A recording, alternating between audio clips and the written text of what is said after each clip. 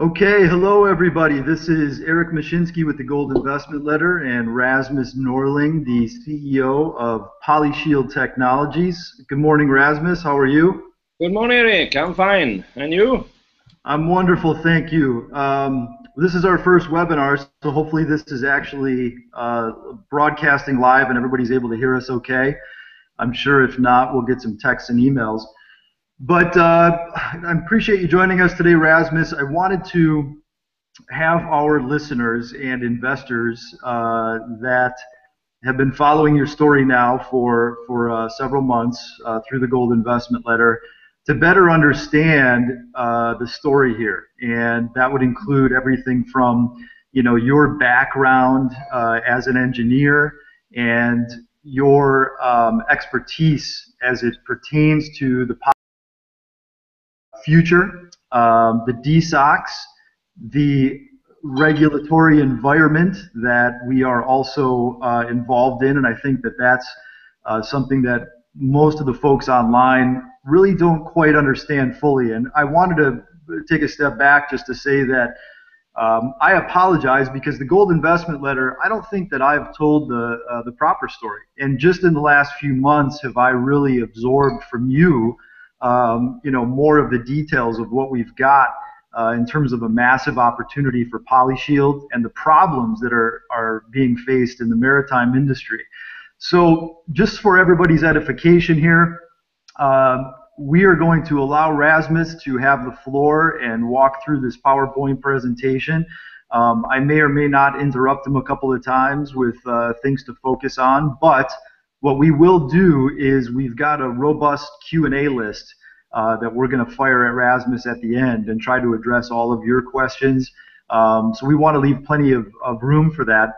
If you have questions during the webinar, there is a Q&A button. So feel free, I don't know if it's going to work, but feel free to pop those in, and or you can always email me, Eric at Phenom Ventures LLC or Eric at InvestorMediaInc.com, and I'll try to broker those questions at the end of the session. So Rasmus, I'm going to turn it over to you and look forward to hearing more about the story. Yeah, thank you, Eric. It's first of all, I want to thank everybody who's online and say it's a great opportunity for me to telling the story the way I see it. And I would also like to thank you for all your support. And I hope after this webinar you're going to have a better understanding on why I'm so excited and really eager to get going and making PolyShield a bigger, better place to work. So I will start from the beginning a little bit so you get the history of why I'm so excited. I started in the Merchant Marine Academy in Sweden, and I graduated there and got picked up by a company called ABB, now called Siemens, who specializing in nuclear power turbines and gas turbines power plants all over the world. They have, I started up there as a nuclear technician. I did refurbishment of the nuclear power turbines. And after two of them, Oskarshamn 2 and 3, they said, Rasmus, you can come and work for us as a commissioning engineer. So that fits good into my view of I wanted to specialize in gas turbine engineering, learn everything there was about it. So I took on that task, started working for ABB for 5 years, where I started up the world's fastest passenger and car ferry, Luciano Federico, going between Montevideo and Buenos Aires.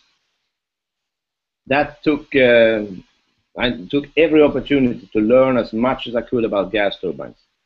And my goal was to one day be able to manage a ship who has gas turbines. So everything was on the path to going somewhere. I then was hired by Royal Caribbean to build 2 cruise ships in Germany, Papenburg, where my gas turbine experience was the reason why they hired me. Then I worked for Royal Caribbean all the way up to becoming a chief engineer, got promoted to become a ship manager, where I'm now financially and legally responsibility for 3 cruise ships, all with gas turbines. One day a colleague of mine, a chief engineer on Radiance of the Seas, he called me and said, Rasmus, I have a big problem. The gas turbines we have on board, they are very sensitive to sodium in the fuel. The max sodium content is 0.2 parts per million. This occasion he had between 17 and 23 parts per million. So that means that the gas turbine's lifetime now is around 300 hours instead of 16,000 hours. So he was very, very concerned about how we're going to solve this problem, and I had nothing else to do than sitting down and try to help him out. At that point, I came up with an idea that I told him, build this for me, and we'll see if it works. That idea turned out to be a very good one because it solved the problem, and it also saved Royal Caribbean around $30 million in 1 year, of which I got Employee of the Month and $5,000 in bonus, which I was very happy. But that was the reason why I started to say maybe I should do this by myself instead. But due to my invention, Royal Caribbean, they then now promoted me to become a research and development manager for all 43 ships on board for Royal Caribbean. Great opportunity to me to learn more, and I took that and I embraced it. I had an opportunity, not that anyone else have, to sit and learn about new technology every day as much as I could. One of my tasks was to solve this sulfur emission problems that we are all faced and why we're here discussing. So since 2008, around 2008, that's when I started to study about this full time.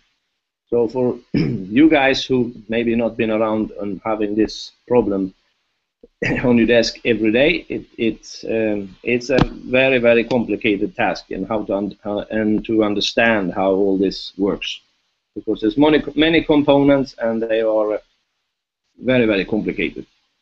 So during this time, I went all over the world. I studied every single exhaust gas scrubber competitor we have, because I was supposed to buy it to Royal Caribbean. I managed to learn so much about it, so it was time now for Royal Caribbean to install one. We installed one from EcoSpec. Concept was very well thought out, but unfortunately you can't win all battles. So this one, it failed because of the aerodynamics in the exhaust scrubber tower. Otherwise, the process I was a great believer of. I later on find another exhaust gas scrubber that I believe was the right solution. That was the company called Green Tech Marine. So I went to Norway, found their little warehouse where they were developing their scrubber, and looking at it, and I'm telling him what he needed to change in order for him to be able to put it on a cruise ship. It's a big step from a little rusty pipe in a garage to putting it in a 60-meter tall, 2.5-meter wide exhaust gas scrubber in a cruise ship, in service on top of that. Together then we managed to, what we say, crucify that exhaust gas scrubber, so it will now fit and have the purpose of everything that we need to have it for the ship. We started up the scrubber and reached the anti-climax of pushing the button and everything works the first time.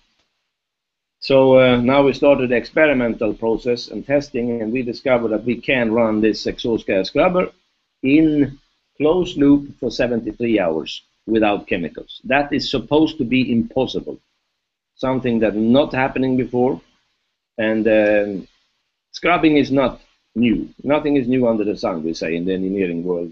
But we have been scrubbing with the normal scrubbers for 70 years. But when you find something that is so extraordinary and you can rethink it, because now you have opened other venues and other ways of thinking, and you know more about other technology, you can put the pieces together and then you get something much, much better. It blows your mind. So after now overthrown all the theoretical thesis about how exhaust gas scrubbing works, that we also can split up carbon molecules, we can split up the CO2, we can remove the NOx with a very small amount of energy. We are now overthrown the whole concept of carbon capture and storing. We are doing something that is not supposed to happen, and it's not. And everybody been telling us that it costs so much to split up a CO2 molecule. And here we're doing it with 20 watts in a little electric coil and some water. So, of course, I'm very, very excited about that. And so now we have discussions then with EPA, and we have to prove this all over, and I have no problem. We can prove it all day long, because now I got the key to the kingdom. I managed to find out how this works. There is many, many, many more applications for how this can be done. And this is how it took me to starting with a DSOC system. If I now know I can split up CO2, I can split up SO2, and so on. There must be a way for me to remove the sulfur from the fuel before we even combust it. So we don't have to build a 16-meter tall exhaust gas scrubber. So I started to doing tests together with my colleague Jeffrey Busek, and we were looking after this chemical that can make sulfur water solvent. We were testing and testing, and we found out that we found a way to do it. And we used the technology that we have learned from the exhaust gas scrubbing, where we can use electromagnetic fields and vortex coils to trick the sulfur out of the fuels, let's say. And it's a very long and tedious process to explain how that is working, and I will be more than happy to meet you all and explain it at another time. But the long story short, we figured it out, and we took it down from first time 3.48 down to 0.38. And we were very excited, because it's not supposed to happen. Everybody told us you cannot do that. You can't split molecules. But we did it anyway. And we had discussions with EPA where they're saying that this is supposed to be impossible, and they want to know exactly how it's done. And we cannot explain how it's done exactly, because we know we can do it, we can prove it. So in order to make that happen, and prove it, we took in the biggest classification society in the world, DNV, GL, and they come and do a verification of what we are saying. So they came to our laboratory, and we did a test in front of him, and we took it from 2.77 down to 0.27. And that's a super achievement. So that we have a report about, and now we can say that yes, we actually made that happen. And this is a big, giant step, because reaching below 0.5, that's the most important thing that we can do in this company. Hey, Rasmus, this is Eric. So just to cut you off real quick there, I don't see your PowerPoint screen share. Why don't we take a step back and have you go through the slides?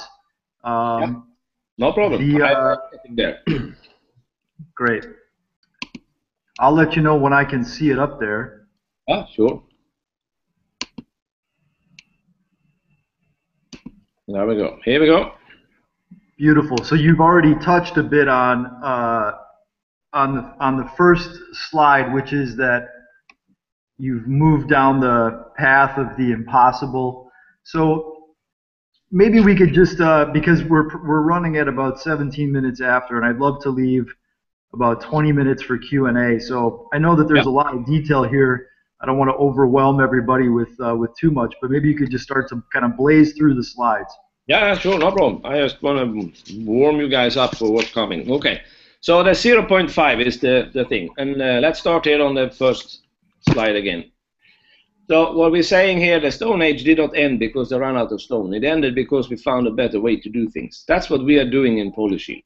And the DSOX is just a key for a long road ahead of us where we can solve many problems. Because if you can remove the sulfur from the fuel, all or just a little, that opens new door for new business for PolyShield. That's where I'm excited about. We're going to look at this forward-looking statement here. If you can maybe discuss that with them.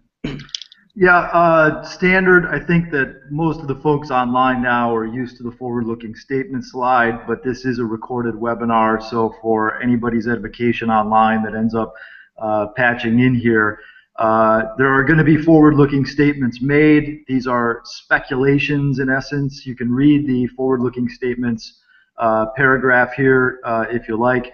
Bottom line is that there are going to be projections and statements made on this webinar that cannot be guaranteed, and take that for what it's worth.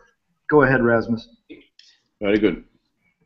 This is our things to do list. All the shippers in the world, they have all the new guidelines. The IMO, International Maritime Organization, they put up new regulation for shipping every day. And not all companies are fortunate enough to have an R&D guy watching this and making sure that all of those things are in compliance. This is just one of the things to describe what, so you understand what the ships has to do. Complying with the emissions is just one thing. So they do not have time to spend to figure out and go around and look for the best one. They're calling someone and ask, so what shall I do? That's what they want. They want to have a solution, someone to come and help them. This, I have tried everything. I found this one was the best. Let's go for that. That's what they want to hear. And that's where, when we're selling our scrubbers, we are selling a story. We're selling a hope, a solution for them. Because then they know, okay, Rasmus have worked with this since 2008. He have tried everything else, so maybe we should listen to him. That have give us great power when we come in and sell to other customers. ECA, they started in Baltic Sea, where they, just because of the acidification of the water there, they have to do something, so they said, okay, no more high sulfur fuel in the Baltic Sea. Then the next step was the British Channel and outside of Norway and Europe there. August 2012, US adopted an ECA zone, 200 nautical miles outside US coastline. This means that anywhere outside this 200 nautical miles, you can run on the 3.5% fuel. When you come into the 200 nautical miles, you have to swap down to 0.1. 0.1 is equal to marine diesel, or whatever you run on your diesel oil, as you call it, shoreside. This means that there is a significant cost impact for doing that. For example, one shipping company, their extra fuel expense per year operating in an ECA was $400 million a year. So that's more a do or die for a company. But that's only the beginning of the problem, because 0.1 is not the problem. This problem comes 2020, and if you're not ready for 2020, you have to tie up your ship and do not do anything more for the rest of your career, because then the whole world is an ECA. Then you can't get from China to United States and even have to worry about how you get in the last 200 nautical miles, because there is no way to get to it. The regulations is made on the fact that they have encouraged people to run on diesel oil.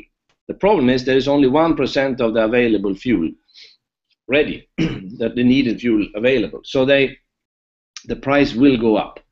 The MAPC, that's the Maritime EPA, let's say, they have come up with the regulation saying that if you can have abatement technology that can do the same thing, then it's okay. But every single ship has to be individually certified. There's no one who can go and say, oh, the DSOX is tested on one ship, now it's okay to put it on every ship. No, you have to do it from every time from the beginning. That's not the problem. The problem here is that there's 65,000 ships in the world. There are 5 major exhaust gas scrubber companies in the world. They can do 50 installations per year, leaving only 250 engines with a compliant solution. And that's not much. Bureau Veritas estimates the MGO cost to be $1,300 per ton by 2020. And I compare the exhaust gas scrubber that I was looking to buy for my previous job, needs 18 months delivery time and requires between 6 to 12 months for the installation. Every installation takes around 25 people. On a cruise ship, that means that they go 2 guys in one cabin. One cabin cost is a revenue source of $100,000 per year. So they're losing a lot of money having a lot of people on board. What does this mean? This means that for even if a ship owner orders an exhaust gas scrubber today, between the delivery time and the installation, they're looking at a minimum 2.5 to 3 years for completion. The mandate comes in effect in 7 months, 6 now. So that's the problem. There will be full panic. I'm not worried about we're going to get sales. I'm not worried about anything like that, because that will come. We just have to do the Mobile, Alabama plant, so it's more, and then the rest will come. This is the size matters. What is the DSOx look like, and how is the exhaust gas scrubber? The picture on the left is an Aalborg exhaust gas scrubber for one engine, and the picture on the right, it's a scalable size DSOx unit compared to that one. So that's why we're gonna get sales. There is no time to put this big exhaust gas scrubber in the stack. So we have a great advantage of that. Our unit is something you can put on a pallet and ship it to the ship, and they will then install it by themselves. This is a little bit maybe for your own reading later on. This is what a summary of what I kind of started talking about, what the system is, where it came from, what it do. Since we are now find a way to remove this sulfur, it also removes other things in the fuel that is not good to have there. It's not good for the machine. We remove vanadin, sodium, and calcium, and also we have proven to remove lead. Remember that this first invention that I made is still used on Royal Caribbean state ships all over the world today, where they're using it to prevent those problems that we had there happening again. Our process is to say, why did we stop at 0.27?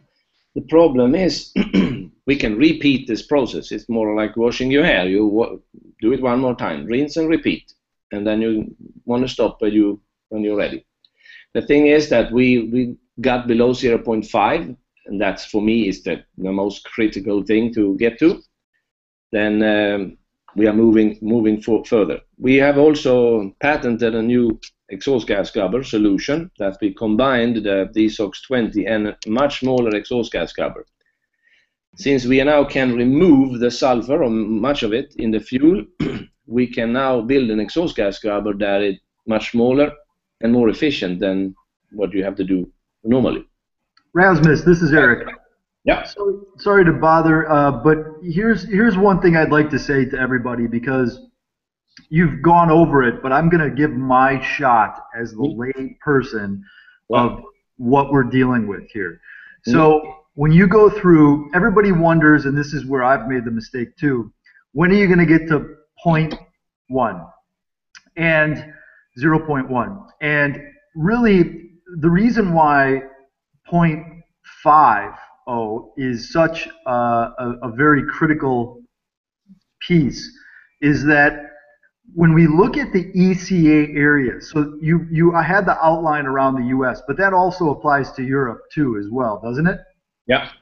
So next January, this coming January, all of these shippers, once they get to that 200 nautical spot, have got to run on marine grade diesel or 0.10. Correct. Outside of that, in the entire ocean, as of January, they can still run everywhere else at 1.0. Correct? Yeah, or even more. Or even more. Yeah. So then the big reason why January 2020 is so huge and where you've already gotten to is so huge is because the bigger problem where all of these ships are run, 98% of their routes, is that in January 2020, we not only drop down in all of the rest of the ocean to 0.50, but they also have to reduce their NOx and CO2. So maybe for a second, and I know you're going to talk about this, but maybe for a second, you can elaborate on PolyShield has two products, and Disney, the contract with Disney, gives us a glimpse into what you're providing as, like you said, it's a solution package for the shippers. Number one, the DSOx is a fuel scrubber. So it actually takes the sulfur out before it goes in through the exhaust.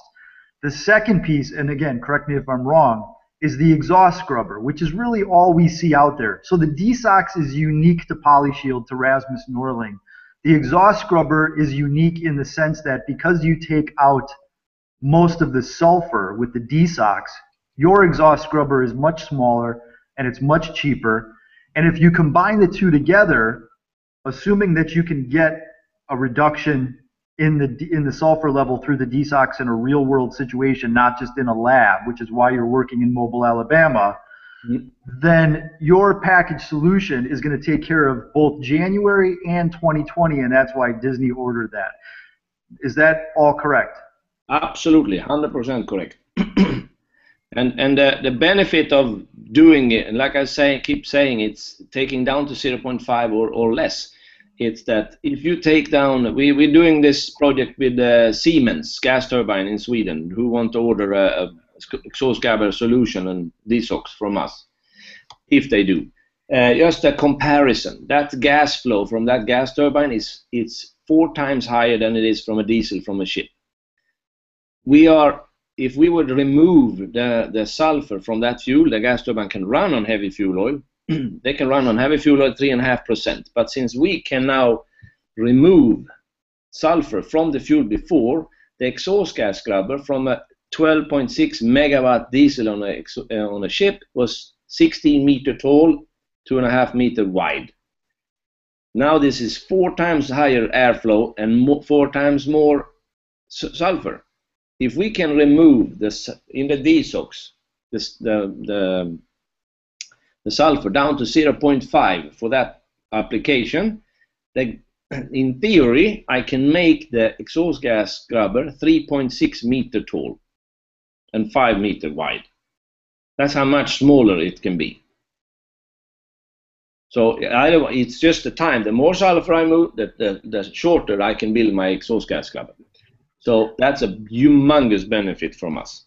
Well, not only that, Rasmus, but one other thing that is a big question mark out there that people have challenged is, are the regulations going to get pushed back? And because if there's no solutions out there in the market to comply, then you can't really enforce regulations. And I get that, but what I've come to understand is when it comes to the 0.1 issue in the ECA areas next year, really what can happen is if the shipping company, say it's Maersk, ends up coming into that arena, they can comply as of today. They just have to flip a switch and burn much more expensive fuel. Yep. Now, it's very costly, and it's not something that's sustainable, especially not sustainable for the cruise line industry, because they can't just reflect those price increases in the tickets to the families going on vacation. But from a regulatory and compliance standpoint, they can comply. Can you just speak to your thoughts on the regulations upcoming and whether or not there's any risk of being pushed out further? Yep, I'm sure we can do that. In a cargo shipping market, you can always switch to a marine diesel. And that's what the governmental bodies, they are saying that, you have a solution, you can always go to marine diesel. Yes, it's going to cost you a lot of money, and that was the whole point of this. The whole exercise is that they were supposed to run on marine diesel. They were not supposed to find an abatement technology. They wanted them to run on marine diesel. And this process has taken around 10 years to go through and have all the countries in this IMO voting for this. So this is not going to go back at all, because the solution is there. Just because it costs them a lot of money, that's not the EPA's problem, right? It's the shippers. He could have started this process a long time ago. Like Royal Caribbean started building exhaust gas scrubbers, was it 2010? They have had 4 years to figure out which one they should have. If you're calling us now and saying, "Oh my God, I need a solution today," so yeah, sorry, there is only 50 we can make a year, like the exhaust gas scrubber can do. So those regulation is not coming back, gonna change, and the biggest shipping companies in the world are now starting up, created something called a Trident Alliance, where they are going after the governments and making sure that they're gonna monitor this. They want it to be policed. And Maersk, for example, we're talking to Maersk, they don't want that to invest in any DSOC system or any exhaust gas system unless the other guy is doing it too, so they can compete on the same terms. So it's very, very important for them that everybody are competing on the same conditions, that there is no guy in one country you can go, and in China, for example, they're not controlling this. They don't care if you come in and pollute the world or not. But even China have changed now and say they want to have an ECA. So now if the Europeans have an ECA, the United States have an ECA, China's going to have an ECA too. So this is not going away, it's just going to get worse. And if they now, the environmentalists, they got one strike here, they managed to make the world change the sulfur. Next is the NOx, then comes CO2, then come particle matters. They are just going to go harder and harder. And then they're starting the same thing now, shoreside. So all these power plants, they are not going to go after them as well, and making sure that all of them are in compliance. That's the only thing we know. The price for, as of today, is up to $25,000 if they catch you in a port in Europe with burning high sulfur fuel. And they catch you again, they put the captain in jail. So this is serious stuff. This is not something that let's not talk about it. It's not going to go away, and they are asking for the shipping companies asking for stricter regulations, so they can happily invest in this. For Maersk, for example, they just add $7 on a flat screen TV. That doesn't hurt them at all. But as Erik said, a cruise ship market is a different story. Got it. So maybe just as I look at the slides, I know the next one you can kind of dig into the DSOCs a bit. If you have anything to wrap up on this slide, and then maybe we could just keep rolling. It's and one thing here is just that the DSOCs is the door opener to many other things, right? With you cannot remove NOx from an exhaust gas stream with a wet scrubber. Those two doesn't match. A NOx removal SCR needs 350 degrees C to start working. And it cannot work with a high sulfur fuel that get polluted, and then it doesn't work anymore. So the DSOC solves that problem.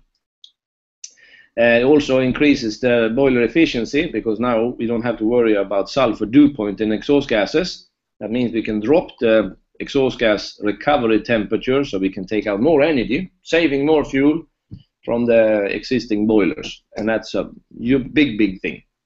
So there is side benefits of installing a DSOC that, for example, Disney, they realize that. This is what we need to do, because if we remove the sulfur from the fuel, we can get out more energy out of every drop of fuel we are burning. And now we can make our ship even more efficient. But that can't be done if we don't remove the sulfur. Then we come next one. Now we're working here, we're saying we have reached the 0.5 and we're going to below 0.1 in the beginning of 2014. The installation is easy because it's very, very small. We're telling our customers it's going to be done in 30 days. Standard delivery time for anything we do is 12 weeks. Anything in the marine industry is 12 weeks. And therefore we're saying, okay, 12 weeks from the time you order, you're going to have your system on board. Disney, for example, they having their system delivered to their ship in 1 week. They're already installing their separators and so on. That's a process that takes time to get. There is no do-it-yourself kit. So when they order, for example, a fuel oil separator, that takes parts coming during a time span of 6 months from the time they order it. Same happened to us when we did the Mobile, Alabama plant. We had to wait 6 months before we got all the parts. All the pipes, all the bends, the stuff. So it takes a long time, especially since everything is made in Europe. Summertime in Europe, they are closing. So it's just how it is. Time is of an essence, but it's a long process. Okay, we are. It uses less electricity since we don't have to pump so much water. The chemical is not something that we are selling. We are not in the chemical business. We are staying out of all those installations and all of that, because that's a minefield. There are people in the world who loves to do this kind of installations, and we should let them do that, those guys who are experts in that. Because there's for me, I have more money selling 3,000 of this than running around installing one and handling all the people and all the process of doing that. So shipping companies then normally want to install it by themselves because that's one way for them to save money. So if I come in and say I need to install it for you, then they're not going to be happy. Now I can give them an option, and if they insist of installing it, that we should install it, then we will just hire another company to do that for us. So then we can also do this in service. And exhaust gas scrubber, of course, you have to turn the engine off and keep it off for at least 2 months if you do it in a dry dock. So it's a long process. Here's the container in Mobile, Alabama. This is all we did. The inside here is the 3 fuel oil separators. We have the chemical tank, the whole DSOX units. You see the manifolder here in the end. This is designed to be able to be lifted on the wing on the ship, be docked to a wing wall, and then connected to the ship's system. We have one customer who wants to buy a lot of those containers, and he have ships going in and out of ECAs different times. So he wants to buy a couple of DSOX units, put them on the ship, and then they can be there producing clean fuel until it's time for that ship to leave to another area. Then they will lift it up and move it to the next ship. Clever way of doing it. So we're getting great ideas from our customers and suggestions on how our system can even be more improved, and we're embracing that and doing as much as we can. Here is the reactor tank with emulsifying tubes. In those emulsifying tubes, this is just one way to put it. They are very flexible. You can put them anywhere you want. This is the yaw dropper when we're going to our customer and we're showing them this is how big it is. There is nothing more to it. They can't believe that. Here it's do the installation process at USS in a Mobile, Alabama mobile container. To the left is the emulsifiers tubes where we're injecting the water under high pressure. Those vortex coils is going to be mounted on those later on. Reactor tank when we are polishing out the last part of the sulfur. Nozzle installations and so on. So this is what we deliver more or less. This is what you see in this picture. This is the DSOX 20. Nothing more. Here is the DMV witness to our testing. This is what I'm saying. You can read that further on. That's just proving that we saw it. It came from 2.77 down to 0.27. Next steps, finish commissioning in Mobile, Alabama. We're opening a sales and engineering office in London, UK. We are hiring another engineer from Singapore. He's going to be relocating to UK. We are looking for a CEO that can replace me. I want to focus and free myself up, as you've seen before, just to be the CTO and move on. We need to have someone who can handle the growth of this, and I believe that we have some candidates that's going to come in and look at that. New sales and surveys. We have we don't, as you know, we don't do marketing at all, more or less. It's all word of mouth and my friends that buying our products right now. I posted 2 news releases on my LinkedIn page that led to 65 scrubber requests. So it's coming, and we had a great conference call with another shipping company who were all over it. I think it was the world record in reply to all the questions that we needed for them. We had it in 5 to 10 minutes. We have everything we needed. So there will be some ship surveys coming up, I hope, next or the week after. So we'll see how that goes. Project updates, LMS. We are, as you saw, the container is in the spot. We are doing the remaining pipe work inside. Electrical stuff is connected, and we are ready to go there next week to start the testing. Poseidon, Disney, for you guys, it's also they have already started working on board ordered all the separator parts. Our equipment will be delivered next week, hopefully. New patents. We are constantly trying to improve our IP rights and our technical development in the company. We have, as for now, we have three patents, and I'm planning to do 2 more. One has already been picked up by Siemens in Europe, who wants to do a test with us for NOx removal in gas turbines. And there is one other for a new exhaust gas scrubber that is more efficient than others. So we keep adding to our portfolio of that, and I hope that's never going to stop. That's what drives us forward. And it's very exciting to be part of this with you guys, and I'm having the support from you. And yeah, this is where it is. We already accomplished the impossible. We're just trying to perfect it, and that's more or less in a nutshell what we're doing here. Wonderful, Rasmus. So I think so that was great, and what I think we could do now, we can make a very, very productive last 10 or 15 minutes. We've got a couple of questions that are coming in. I have a list of them as well. This should be able to, at least for now, and we'll definitely, for everybody's edification, we'll be doing more webinars and conference calls as the PolyShield story evolves, just so we can all really understand it. I, for one, will tell you this. I'm the editor of the Gold Investment Letter. My background is close to 20 years in the investment and capital markets. I worked as a broker and alternative investment advisor for 16 years.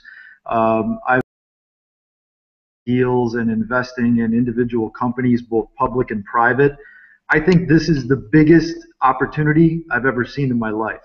It's going to come down to execution risk, really, which is always very valid with a company like this. There's execution risks on a couple of levels, in my opinion. Managing the growth of something like this, there is an absolute avalanche of business that is going to be falling on PolyShield's head. There's no question in my mind about that. Rasmus has got a lot of work to do still, in the container and in perfecting these products, as he has mentioned. So there's going to be challenges. Don't get me wrong, but if it's executed upon, this thing could be massive. So what I would like to do is go through some of the Q&A, and along those lines, just about the business. Let's talk about the business a little bit, Rasmus. So let's look at part of the advantage I think we have as investors right now is this isn't just some concept in your head, and it's also something that you've done before, even though this is a new ball game, so to speak. But we have customers, and part of the confusion I think out there is that we've signed contracts with LMS, with Prestige Cruise Lines, and with Disney. But we don't really see a lot of that or much of that revenue in the quarterlies yet. So people are wondering, what are the status of those specific contracts? Because from my understanding, let's just start with LMS, okay? So you gave LMS a deal early on because they were the first mover. When you are at 0.1, when that is done, these DSOX units are going to sell for $6 million a piece, correct? Correct, yes. So you incentivized and are still incentivizing other shippers to book orders now at half price, which is $3 million per unit, which we saw Disney do. Yeah. LMS, what is the deal that you gave LMS? How many ships does that include? And talk a little bit more about what they want to do in Alabama. The deal we got to them, they got it really, really cheap to get the first going, but they also signed up for 40 ships, and they have a fleet of that they are involved in that has 400 ships. So the option for 40 ships is good for me. Maybe business sense wise, you should maybe say, okay, you can, if you now can charge $3 million for it, why don't you cancel the contract and then do that? I don't think that's the right thing to do morally, I have someone who supported us and been part of this and have been very, very patient with how everything is. This is something new. We are trying to change the world, and it takes a little bit of time. And I'm very happy that they are who they are and what they're doing. But the deal is with all the customers is that so far we have to prove and get it certified. DNV has to come on board and check exactly what we did before. There's no difference. They're checking the fuel before, then they're checking the fuel afterwards, and if it's below 0.5 or 0.1, then they're going to say, yeah, this is sufficient. You are doing the right thing. That's the test. When that, in the case of the first movers here, that's when we get the second payment. Remember that our profits margins on this is humongous. We are actually, just for the down payment, we are paying off everything in this whole project. So the rest is just profit. There is no money that we have outstanding or anything. So that's the kicker for us. And there is a reason for why every single thing we do. For example, our down payment is $875,000. The reason for that is that any shipping executive in the shipping industry, most of them have an approval limit of $1 million. Knowing that, it would be foolish for us to put the price on $1 million in one, because then they have to go above to the next guy and ask for permission. By putting the price on $875,000, that executive can now make that decision himself. And with a finance plan for us saying we can finance the remaining amount so they have a monthly payment, he don't have to ask anyone anymore. So by streamlining the approval process for our DSOCs and making it possible that we can take so little up front, it's a great benefit. That's for us. That makes the sale process easier. Not that there is an issue going forward and going upstairs, but the board of directors who will have to make this decision, they are there meeting every 3 months, right? So if you miss that meeting, you have to now wait 6 months to close the sale. Now we can do it faster. Right. So Rasmus, why don't you talk about, so LMS is contracted for 40 ships. What's the holdup? Yep. What are they waiting for? So they need certification from DNV before they start to roll this out. Is that correct? Yes. So our goal now is getting this. They have things to do. Remember, this is designed to go on a ship. Now they changed. Can we please do it on shoreside instead? Because they want to avoid doing the modification they need to do on the ship. They don't want to install in new tanks and pipes and all that stuff that they want. They're saving around $250,000 per ship, putting in shoreside. But it also requires for us we have to rethink our engineering because it was made to be on a ship. So now LMS has to build a steam plant then with boilers. They have to fix tanks. How are we going to clean the fuel? We're going to have one tank, cleaning it and put it where? Those are logistics things that LMS now has to figure out because we only deliver the container. How are you going to connect it? That's their problem. So that's where it's now taking, since they changed the story in the middle of the race here, that's why we have a problem. It takes a little bit longer time than we hoped for, but it's getting there, and that's the holdup. So the benefit though to PolyShield about the whole Mobile Alabama thing is that you're going to be able to show once you go and you sit in that container and you start to reduce the sulfur, then what is the benefit to PolyShield?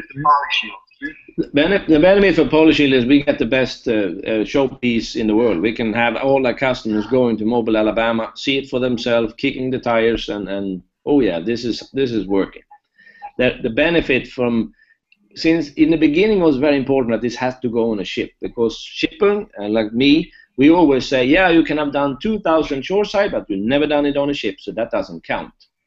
Now we're having Disney, we're having Prestige, who also is going to be on ships, so we don't really worry so much about having it shoreside anymore. So when LMS can figure out how they're going to do the logistics with the fuel, then yeah, let them have it shoreside. That's okay for me. They also want to order another project where they were thinking of in another application in Tampa, Florida. Their goal is to buy a big big system that they can actually sell fuel to other shipping companies. Something that is not really part of what we want to do. I'd rather sell 65,000 of this than 3. So if we can figure out the business model of that, that's another story. Right. So you do want to limit the amount of fuel to be able to sell. Yeah, it's just if I can get $50 per ton in royalty per ton they do, or whatever model that will be, that's not a problem. Then let them do it. That's fine for me. Right. Sorry for the echo on my end. Rasmus, do you see the questions there in the enable Q&A? Yeah. Why don't you? Because I've got an echo. Why don't you read those, and then you can go ahead and address it. Yeah, I'm gonna pull that up here. 1 second. No, so I have questions here from that you guys have asked for. We have number 1. Will DSOC meet the sulfur emission regulation to take in effect in January 1st, 2015? Yes, that's our target. We are, unlike other companies, we have the backup plan of making exhaust gas scrubbers. So regardless if you are investing your money in a company who's going to have a DSOX, you are also investing your money in a company who doing exhaust gas scrubber. That is the plan A for many other companies. We have a plan A and B, and we are very confident that this is going to happen. So I would say yes, we will have that to meet that, but it doesn't do it today. It meets the 2020 regulations. That is much worse. So that's a good thing. From the 2 agreements signed last summer, why has only one system been installed? We have installed the one in Mobile, Alabama. Prestige cruises have chosen to sit on the fence a little bit. They want to wait on how the installation in Mobile proceeds. There is a reason for that. They choose to, when we do our surveys, we recommend our customer to install 3 fuel oil separators. Prestige choose not to do that. So they want us to modify their existing fuel oil separators on their ship. That is a bigger operation than, and it takes a little bit more planning and hope that everything is going to go fine. So they want to make sure that it works in Mobile before we starting rebuilding their fuel oil separators. So that's the reason for them. That is not because we don't deliver this. They want to wait. That's fine for us because they already paid the down payment. Of the 5 DSOC system contracted for, when will the other 4 be installed? When will the revenue be recognized? The revenue part here is, especially in these cases, is that since we are in our contract saying that it has to be certified, the revenue model is not booked until that's happened. So that's when we're going to sign the remaining. For example, in business case, we put it on, push the button, everything works, then they have to pay the remaining 2 million.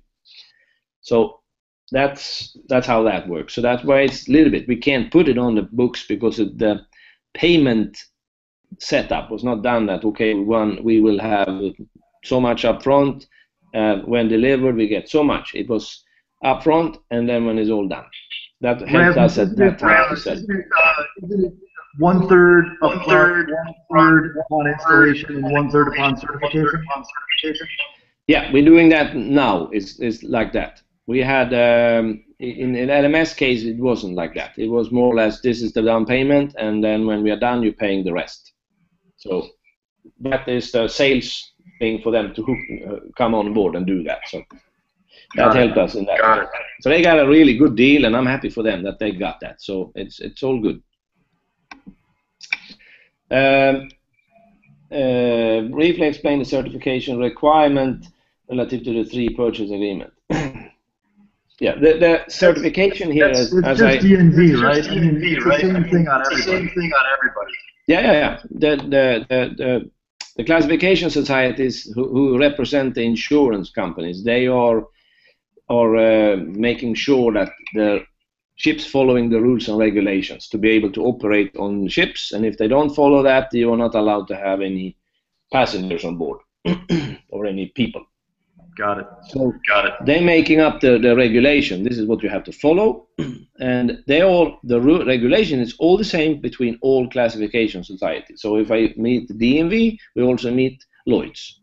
Then it's just a personal preference of who you are working with, and for the shipping industry, that's a paid service. So they're paying someone to go and make sure that they are in compliance.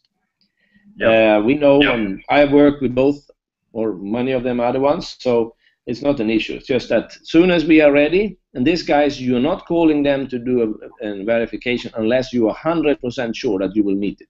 Because if they come and you don't have your ducks in a row, they're going to be 100 times worse next time because you're wasting their time.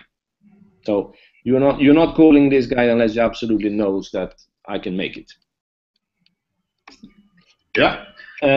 So that is done. For the sake of time, we're probably not going to want to go through all of these questions. Yeah. So, you shoot which one you want to do, Erik, and I can answer them. Yeah. Why don't we do? Number 5. You can go ahead with those. Yeah. Why haven't been more DSOx 20 purchase activity with only 5 months before the new sulfur emission regulation takes in effect? The shipping industry is still waiting. They are hoping. It's a very, very slow elephant, the shipping industry. They will. Some of them comes in. For example, we have this. When it happens in an avalanche, as Erik said. They, like the other guys, came in last week and they wanted to order 33 ships. For 33 ships. They offered us they have a test facility in Norway where they want us to go and build our exhaust gas scrubber, take it there and test it shoreside. So when they do something, they do it, and they do it fast. So this is still going to be, we know we don't see the customer who did here. They had a call last week. They had ordered 3 exhaust gas scrubbers, but nothing you hear about because nobody talks about it. So it can be that there is activity of exhaust gas scrubbers, but nobody talks about it. One of the reasons is that as soon as you buying something, they are still hoping that the regulation is going to change. It's not going to change, but they hoping. And the shipping company who starts investing this and doing it, they are going to be the biggest traitor in the shipping industry, because now there is no way of going back, if you understand what I'm saying. They are now, okay, we have the big shipping companies in Europe who are saying, this is impossible, we cannot do this, there's no way we can meet these regulations, there is no equipment, there is no technology, but the same company is talking to us for installation of our scrubbers. So they're showing something to the world to protest, but behind the closed doors, they are now offering and they want to buy exhaust gas scrubbers and DSOx 20s because they don't want to be the last one in line. They know they're only going to be 250 sold and installed per year. They don't want to be last in line. Therefore, they are kind of buying it behind closed doors. So, Rasmus, that gives us an opportunity to talk about the sales pipeline. So maybe you could just give some general feel for forecasting, I guess you could say. Low end, high, mid-range. And then also, can you talk about how many exhaust scrubbers, in addition to a DSOx unit, that most of these shipping companies are order from Polisher to be compliant for both 2015 and 2020? Yeah, I can do that. In the sales pipeline for us, the process here, and it's the same because of the complexity of what we are selling. It's a process. First, we have to educate the customer and say, this is what you need to do. They don't believe that. They need to learn that, yes, that's really what I have to do. We talked through for another CMS project for building a FPSO oil production rig. I have to go to Siemens, telling Siemens that the Norwegian oil company has to follow the emission regulations. They didn't know that. So now I have to talk to the guy I know And he have to go to the oil company and say, this is what you need to do. And then they have to research and find out that this is what I need to do. Now they come back and ask for it. So, for example, we did another project for them bidding on it in Peru. That's $25 million project. And we have to educate everybody because there is different set of rules for certain things. And the lobbying for certain engines has been going on for a longer time. For example, a gas turbine's emission is not the same as for a diesel engine. So it's all different. Why? That makes absolutely no sense why the emission regulation is different for a diesel engine and a gas turbine, but that's the way it is. But we still have to educate people and understand. So that's why the sales process takes a long time. We're saying around 3 to 4 months before they actually are mature enough to make a decision. Many times they're asking us, is there anything else we have forgot to ask you? And then we are saying, yes, this is what you need to ask me because you haven't asked me the right questions yet. So it's a long process. We have now serious talk to around 11 customers that represent over 1,000 scrubbers. So it's coming. It's just it's a process to get there. Then we have the what else? The question was, Erik, about the 0.5, right? I'm gonna see if I can show you a little slide about that, if you don't mind. Okay, that'd be great. That maybe explains the whole thing. Because the 0.5, as you all know, is very important, but to me, or 0.1 is important, but to me that this is, I'm going to show you now what is important. And Rasmus, I think that's a great idea. Can you talk while you're looking for that about the ability of PolyShield to be able to build these things and be able to fill orders? Yes, the whole we want to build 3,000 a year. That's the thing, and we're going to fill all orders. Making this, as you saw on those installations there, making those are not a problem. It's just the sales process takes a little time. So we can ramp up to 3,000 a year. That's not an issue. Just how many we're going to make, and pick a place where you want to make it. Are we going to make it in Puerto Rico? We're going to make it in Washington. There's always someone who wants to have that place and who wants to do that job. So I'm not worried about our making 3,000 a year. That's not an issue. If you see now you see my screen now? Yes. Yeah. This is a typical exhaust gas scrubber company, right? Could it be us, right? Let's say that DSOX doesn't work, then this is what we can do. We're selling some. The price to the customer is 4.8 million. We can install 50 per year. The profit margin is 50% about, so they do 2.4 million. They can max sell for 240 million a year, and the profit is 120 million a year. That could be us. That's not a bad company, right? What do you think, Erik? Now we're gonna see. I'm gonna show you now a little bit about. I like this slide. You do? Me too. I think this is really, really good. This is if we make it to 0.1. We're selling our unit for 6 million. We can do a sales for 3,000 a year. That's what I like to do. That's my target. And our unit cost, if you go in and weigh it, it costs around the things that we can put on there. I think there will be around 500,000. What it costs for us. So my sales value, our company's sales value is 6 times 3,000. That's 18 billion, right? And if you take away the profit margin here, we leave us with a profit margin of 16.5 billion. That if we are succeeding getting down to 0.1. That's not a bad company either. This is all predictions, right? So so we'll go now. What happened if we fails? So the DSOX 20 did not make it down to 0.5. And this is based on the actual contract we have. If it doesn't reach 0.1, we only reach below 0.5.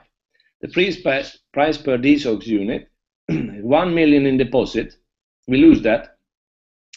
Our exhaust gas scrubber we charge 3 million for, but it's still, since it's so much smaller, we're installing it in a silencer where we don't really building anything. We just plasma spray inside of an exhaust gas silencer. Now, in order to meet and make the ship compliant, Disney has to buy 5 exhaust gas scrubbers from us for 3 million each. So now we're adding, not just be selling the 3 million for we had the contract says today, now they have to buy something for 15 million. So the cost for us for dealing with Disney is 3 million. 500,000 for the DSOX, and the cost for fixing the exhaust gas scrubbers is 5 times 500,000 again. So we do 3 million it cost us to make that. We can still make 3,000 of that. So max sales value based on the Disney contract and the setup we did there, it's $45 billion. And remove our cost, it leaves us with a whooping profit of 36 billion. So therefore, I can say the 0.1 is not so important. And this is still cheaper than the other solution. Paying $15 million for all engines on a ship is still half price when it costs for any other manufacturer we have. Yep. So there is no way we can lose. Well, that's an important point. I mean, really, guys, that's the linchpin here. That slide right there, those two slides. This means that we're in a very good position. Even if we capture 10% of those numbers, we're talking about a $10 to $20 stock. Yep. So that's why I'm excited, and that's why it's the 0.1 is one thing. And I've been working with this for a long time. I've been recommended for high executives in the DNB to say, Rasmus, don't even try to go to 0.1, because they predict that when this is happening, the 2020, the ECA will disappear, and there will be 0.15 all over the world. There will be no ECA anymore, because remember, the 0.5% fuel doesn't exist. There is no such thing as a 0.5 fuel that they can buy. This is made fuel. This is either using exhaust gas scrubber or you're using marine diesel that is 0.1. So it doesn't matter for the ship who's passing. Either he's going to build an exhaust gas scrubber and he's going to make it in and out of the ECA, or he has to have marine diesel and he's going to use that all the way, because there is no other thing. There's no fuel to swap that is 0.5. And that's the thing that many people don't understand. That they think that you just swing by the gas station and push another button. There is no 0.5 fuel to buy unless we make it in the DSOX. Right. And that's the good part of that. We can stop cleaning the fuel if we want. We can stop at 0.5, or you want to continue. That's just a matter of how much more money you want to spend to get down to 0.1. Well, yeah. To wrap it up here, Rasmus, the last questions would be, in Alabama, if the testing is starting next week, how long will the test last, and when will you receive the results?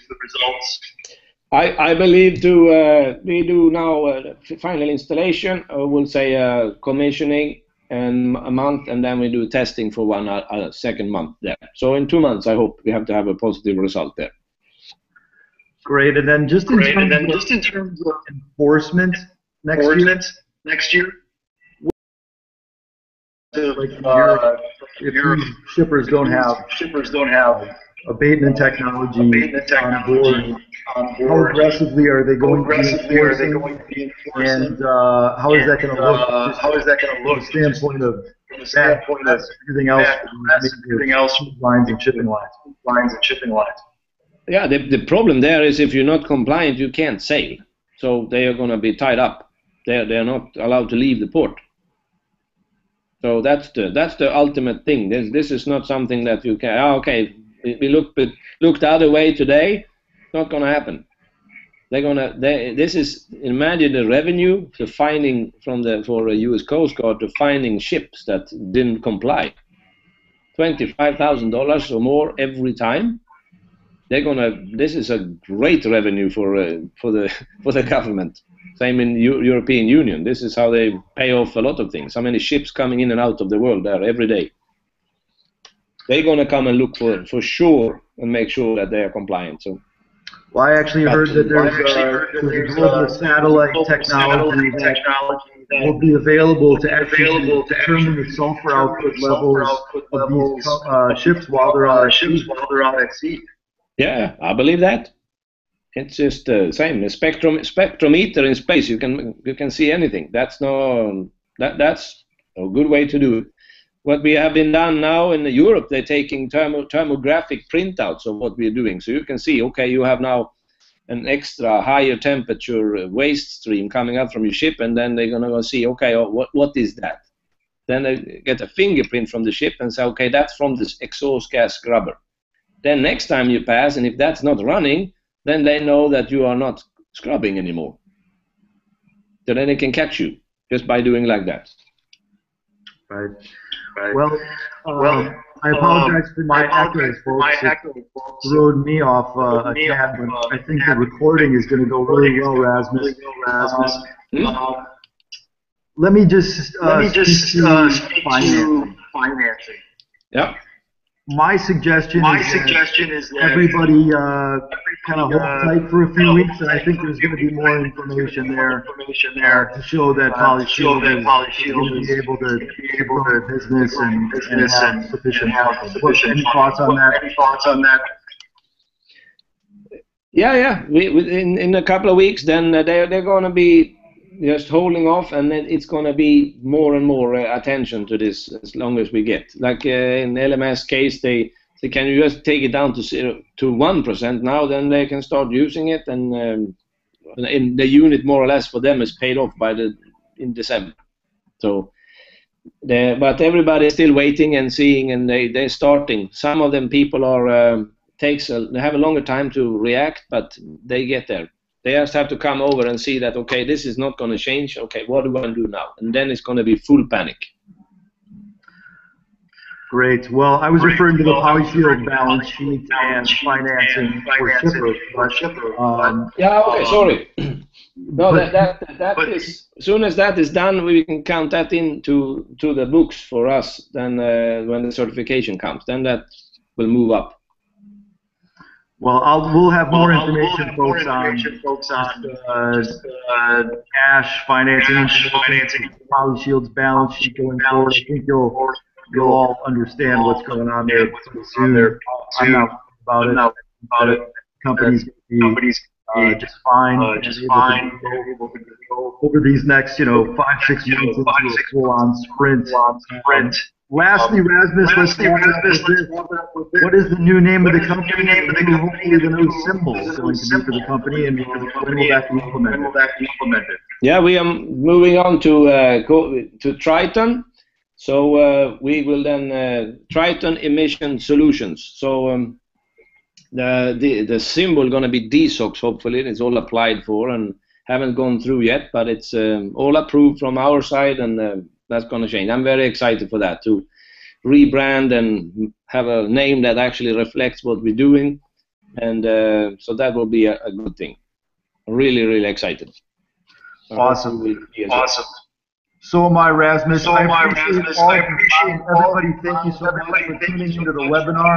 We will have more. I think it's safe to say that PolyShield will have more communication going forward, so that everybody out there not only understands the story, but that there are a lot of new people who hear the story for the first time.